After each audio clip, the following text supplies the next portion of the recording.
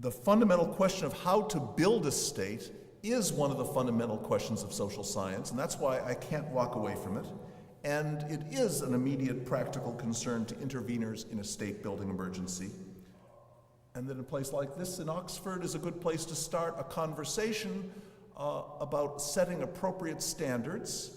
And in that sense, I'd like to take Paul Collier's challenge and suggest that there's a need for a charter for custodians of democratic state building.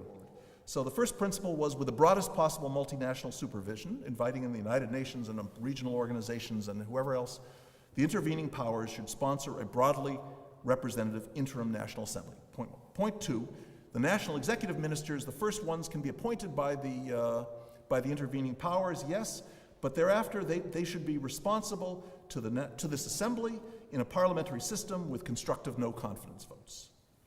Three, with participation of parties that are represented in this interim assembly, local elections should be held as soon as possible to choose local councils and districts throughout the nation. Four, once these local councils are in place, the transitional National Assembly should be reconstituted to include representatives from these local councils so that we can now share power between these two levels.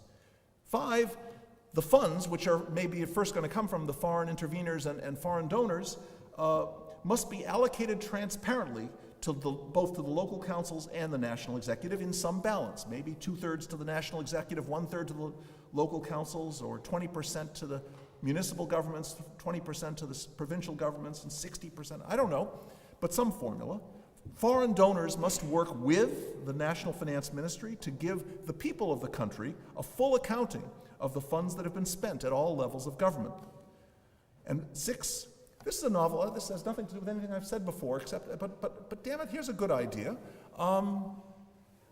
If you're going to have, there's going to be a commission to draft a permanent constitution, which may look nothing like this, but if one has the provision that a minority of 1/3 or more should be able to report an alternative draft for the national ratification. So I'm not aware of any country which has established democratic rule in which the establishment of the Constitution itself has been a competitive election, but there's no reason why not.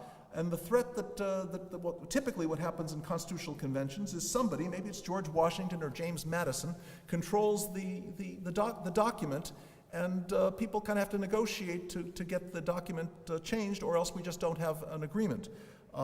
But the idea that there could be a minority report is something I want to put forward. So let me say there it is. There's a cookie cutter, one size fits all prescription, obviously, and it's put forward by a theorist. And yet this is my attempt to make a charter must be that, and I hope I want to put it forward because I think it's something worth considering. I've done the best job I could, and if I haven't done it right, I'd like to provoke discussion.